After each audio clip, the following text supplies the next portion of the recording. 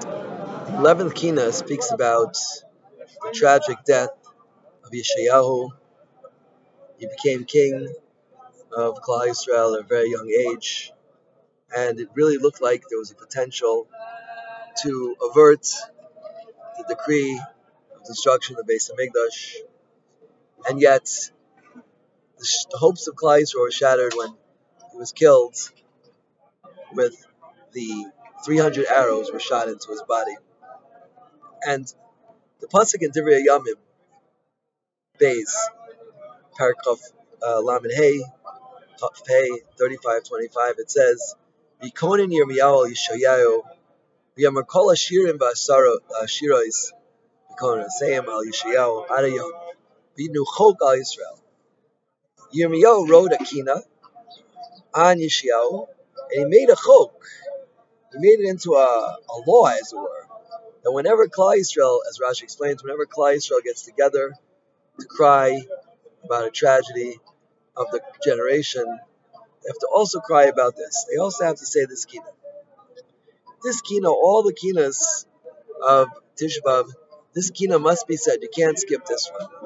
You can skip some of the kinas. You can focus on the ones that give you more passion and inspiration. But you can't skip this one. This one has to be said. And the question is, what's so critical about this kina? What is it about the death of Yeshayahu that Rashi says you have to mention? Yirmiyahu made it to Kanas Yirmiyahu. You have to mention this. And I believe there's 7 ideas I'd like to share with you. And I'm sure that there are more. This is just my perspective. But there's 7 ideas that we can take out of this that are very, very critical. The first one is that when you learn the kinas and you hear about the death and destruction en masse, thousands, hundreds of thousands, millions, you hear that 6 million Jews were killed in the Holocaust, it's very hard to connect to that. Such big numbers, it's not possible for the human mind to grasp that. When you hear about one person, one tzaddik was nifter, that's something we can connect to. We can come to terms with it and to understand it. That's one idea. The second idea is that, in fact, when one person is a tzaddik, that's a tsar. That's a tragedy of the whole community. Second idea. Third idea we can take out of this is to see that even the tzaddik is not exempt from punishment. In fact, Hashem purposely punished the tzaddik as a representative of the whole generation.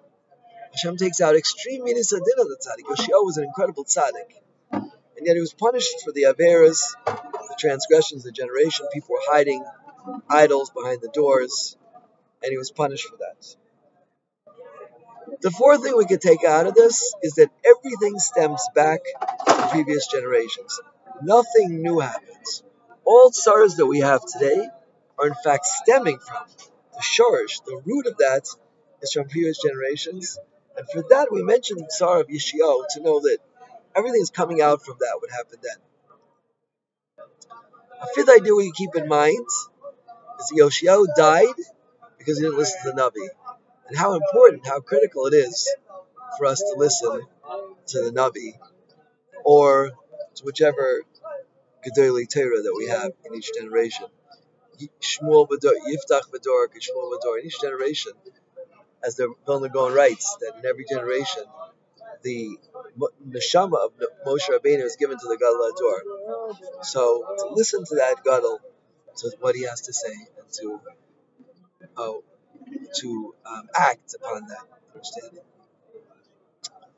And finally, we can learn out from this kina that in the situation of Yeshayahu, there was the potential to fix up what had happened. And unfortunately, that was taken away from us. Unfortunately, we lost that opportunity. Every single tzara that Hashem gives us, there's always an opportunity to fix it up. There's always an opportunity to get beyond the surface level and to find the solution to that. And therefore, we can learn from Yeshayahu that we have to look for the solution and find the solution. If we find the solution, we can rectify the situation. If we don't find the solution, then we'll just continue. So these are a few of the ideas that we can learn from Yeshayahu, that an individual tzara of a tzaddik, right, and even a tzaddik is punished for the averas of the generation, he didn't listen to the Navi, he didn't listen to the Gedalim, right? And because of that, even though there was a chance to end the Korban, but it wasn't ended, we should learn from Yeshayahu. And everyone, I'm sure there's many, many more reasons. It's a very, very deep kina. It was written by a Navi, by Yirmiyahu. He put deep, deep ideas into this kina. Every single person can learn from this kina and learn from Yeshayahu and take something out that only relates to him. Every person has their own understanding and perspective.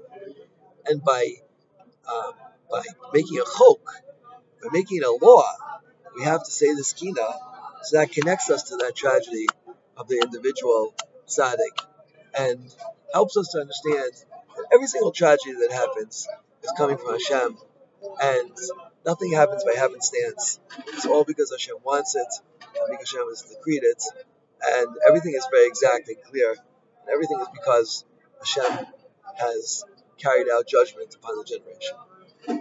Hashem should shed His infinite mercy on us and help us to come back to Him. Amen. Cain. T. A.